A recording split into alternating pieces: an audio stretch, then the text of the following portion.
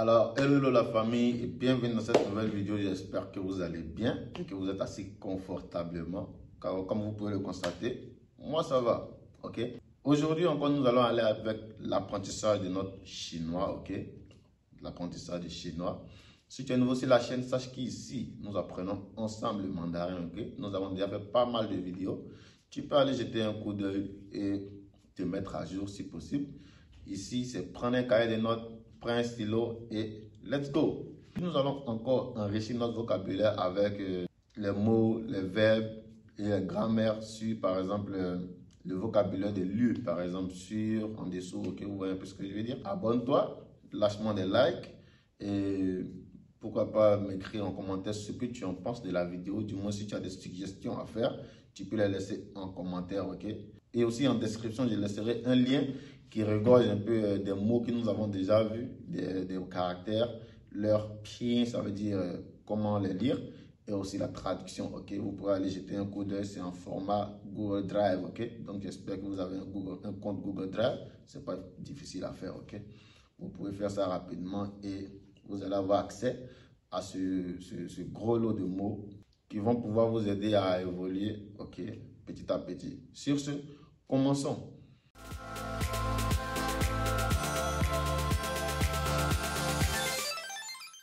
Alors, le premier dialogue que nous allons voir, c'est « Il y a quoi sur la table ?» Et l'autre va répondre « Sur la table, il y a un ordinateur et un livre, par exemple. Okay? » Et après, on va nous demander « Mais où se trouve le verre ?» Okay? Par exemple, un verre, où se trouve le verre? Et on va nous dire « Le verre se trouve dans la table, par exemple. Okay? » Donc, en mandarin, ça va donner ceci.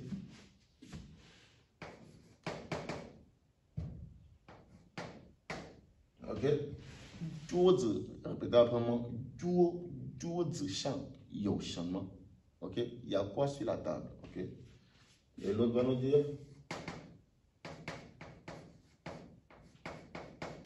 Ok? Donc, répétez après moi. 桌子上有什么? Il y a quoi sur la table? La traduction suit, ok? 桌子上有一个电脑和一本书. Sur la table, il y a un ordinateur et un livre, ok? Donc, c'est un peu ça. Et après, l'autre va nous demander « 杯子在哪儿? » Ok? «杯子在哪儿? »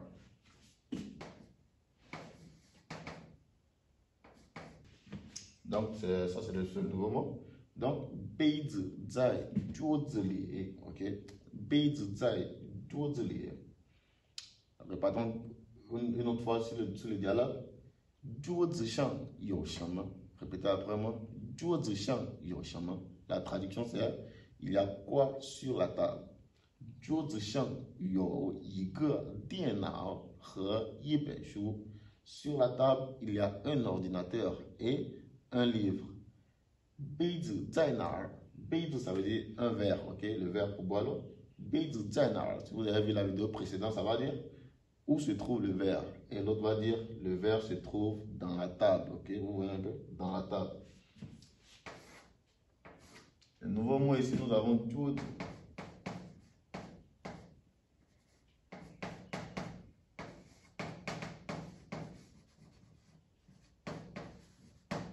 Ça veut dire la table.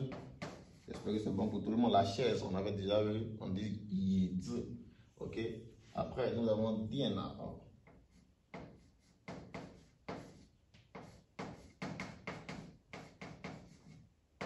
Ça veut dire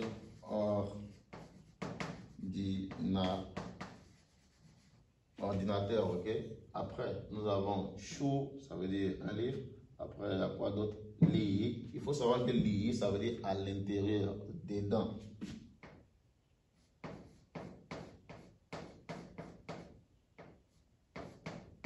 Li, troisième temps, ça veut dire à l'intérieur, ou du moins dedans. Ok, dedans. J'espère que c'est bon pour tout le monde. On repart une dernière fois sur le dialogue et on passe au suivant. 桌子上有什么? 桌子上有一个电脑和一本书.杯子在哪儿？杯子在桌子里。Ok, vous voyez un peu comment la phonétique et tout. On passe au deuxième dialogue rapidement. Alors, le deuxième dialogue sera le suivant. On va dire, ok, donc on dit le gars qui est devant là-bas, il s'appelle comment? Ok, le gars qui est devant là-bas, il s'appelle comment? Si on traduit littéralement, c'est ce que ça va donner. Ok, alors on va dire on va lui donner un nom et ce qu'il fait. Ok, ok, 他叫大卫，大卫在医院工作。OK, il s'appelle David, il travaille à l'hosto, à l'hôpital. 前面那个人叫什么名字？他叫大卫，在医院工作。OK, il s'appelle David, il travaille à l'hosto. On va lui demander, mais le gars qui est derrière là-bas, par exemple, je n'ai pas envie de l'index. Et le gars qui est derrière là-bas, comment il s'appelle? Ça c'est le nom. Je ne vais pas écrire les pieds, je suppose qu'on connaît tout déjà. Le gars qui est là-bas, le gars qui est devant, tiens bien, ça veut dire devant, là-bas, ok, vous voyez, devant moi. Le gars qui est devant là-bas, comment il s'appelle? Il s'appelle David, il travaille à l'hosto, ok. Et le gars qui est derrière là-bas, comment il s'appelle? Il s'appelle Tiaoin, il travaille à la boutique, ok. Donc, allons une dernière fois, tranquillement, posément, répétez après moi. 前面那个人叫什么名字 ？OK， 前面那个人叫什么名字 ？OK， 他叫大卫，在医院工作。Of course, le 大卫 vous pouvez changer ce que vous voulez, le travail vous pouvez changer ce que vous voulez. OK， c'est un dialogue. 后面 ça veut dire derrière. OK， 后面 ça veut dire derrière， 前面 ça veut dire devant. 后面那个人呢？他叫什么名字？他叫乔安。 在商店工作 ，OK， c'est clair pour tout le monde. Alors les nouveaux mots ici, on a seulement 后面和前面。前面 ça veut dire devant, 后面 ça veut dire derrière, OK, c'est tout. On passe au troisième dialogue. Alors le troisième dialogue sera bref et rapide, OK. C'est par exemple, y a-t-il quelqu'un ici? Non, il n'y a personne. Alors est-ce que je peux m'asseoir? Assieds-toi s'il te plaît. C'est tout. En mandarin, ça va donner. C'est pas pour tout le monde.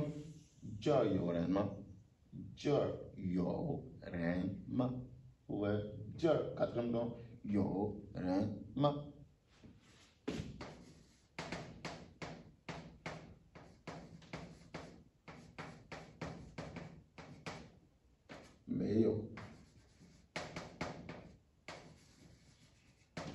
Je sais, la négation que nous sommes habitués à voir, c'était bout, n'est-ce pas? Sachez qu'il y a des verbes, la négation c'est avec mais, comme le verbe avoir, la négation c'est avec mais. Vous voyez un peu? Alors, comme la place est vacante, il n'y a personne, le gars va demander est-ce que je peux m'asseoir? Vous voyez un peu? Est-ce que je peux m'asseoir ici? Le gars va dire, ok, le gars va dire simplement 请坐. Répétez après moi toute une dernière fois. 这儿有人吗？没有。我能坐这儿吗？请坐。我能坐这儿吗？请坐. Ok, c'est clair pour tout le monde? Y a-t-il quelqu'un ici? Il n'y a personne, il n'y en a pas. Alors, est-ce que je peux m'asseoir ici? Asseyez-vous s'il vous plaît. Alors, comme nouveau mot, nous avons jar. Ok. Alors, sachez que le jar est le. C'est opposé, ok. Na, on avait dit c'était là-bas. Si là-bas, le contraire de là-bas, c'est ici. On avait vu le na et le jar sans les r. Mais la signification reste toujours pareille parce que parfois vous allez voir qu'on va mettre le R, le R qui est là.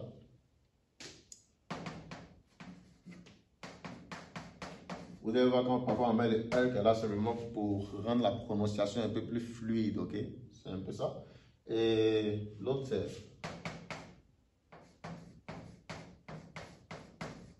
meilleur, ça veut dire il n'y en a pas. Il n'y en a pas. Et non, ça veut dire pouvoir être capable de. Ok? Et toi, c'est le verbe s'asseoir.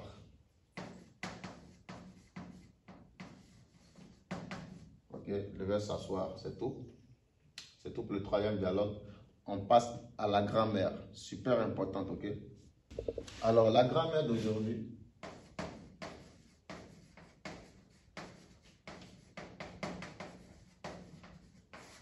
La grammaire d'aujourd'hui sera axée sur le verbe avoir. Ok?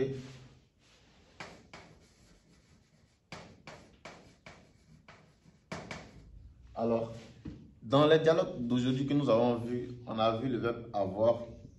Alors, il faut savoir que le verbe avoir peut être utilisé dans une phrase existentielle pour indiquer qu'une chose ou une personne existe quelque part. Par exemple, il y a un supermarché, ou du moins il y a une boutique dans mon école, ou du moins sur la table, il y a un ordinateur et un livre, par exemple. Vous voyez un peu dans quel contexte? Vous voyez, dans l'école, il y a un supermarché. Yo, vous l'avez vu? Et puis aussi, après nous avons, ok, vous voyez encore le yo ici, sur la table, il y a un ordinateur et un livre. Maintenant, ce que je voudrais savoir, ce que j'aimerais clarifier, c'est la négation dans ce genre de contexte. La négation, lorsqu'on utilise la négation, on va seulement, non seulement on va dire meilleur, mais on enlève les classificateurs. Ok? Les classificateurs n'existent plus dans cette phrase lorsque nous utilisons la négation. Par exemple, la négation de ça, ça va dire ok? Ok?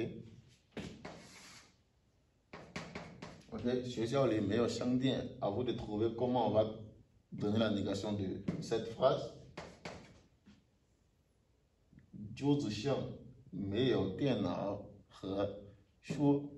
C'est tout. Et aussi, la deuxième grammaire que j'aimerais clarifier, c'est le celui-là. Alors, il faut savoir que le est une conjonction utilisée pour connecter deux ou plusieurs éléments indiquant une relation parallèle. Par exemple, dans ma famille, il y a 3 personnes. Mon papa, ma maman et moi. Vous avez vu? Et. Sur la table, il y a un ordinateur et un livre. Tout ça se trouve dans la même chose, sur la table. Dans ma famille, il y a 3 personnes. Mon papa, ma maman et moi. Tous dans la même famille. Vous voyez un peu le contexte? Ça s'écrit comme ça. Et ça se lit. Ça veut dire et. Si je traduis en mandarin, en français, ça veut dire et. Ok? Donc, les phrases que je viens de dire, par exemple, ok? 我家有3口人，爸爸妈妈和我。vous voyez tout ça dans le même panier. C'était les 2 grammaires que nous devrions voir aujourd'hui. Il y avait ça et on avait ça. Ok? Donc, j'espère que c'est clair pour tout le monde et que vous allez les mettre en pratique. Trouvez-vous un partenaire, pratiquez ensemble. Ça va, l'union fait la force, ok? Dites-moi en commentaire ce que vous en pensez. Si tu es resté ici jusqu'à la fin de cette vidéo, regarde ton bouton abonné pour voir si tu es toujours abonné parce que l'algorithme avait repris des choses. Du coup, il y a certains abonnés qui m'ont dit qu'ils ont, genre, comment expliquer ça? Qui étaient désabonnés. Donc, essayez de regarder pour voir si votre bouton abonné est toujours activé. Et aussi la cloche de notification, ok? Lâchez-moi des likes si ce n'est pas encore fait. On se voit la prochaine fois pour une autre vidéo. Sur ce, peace out.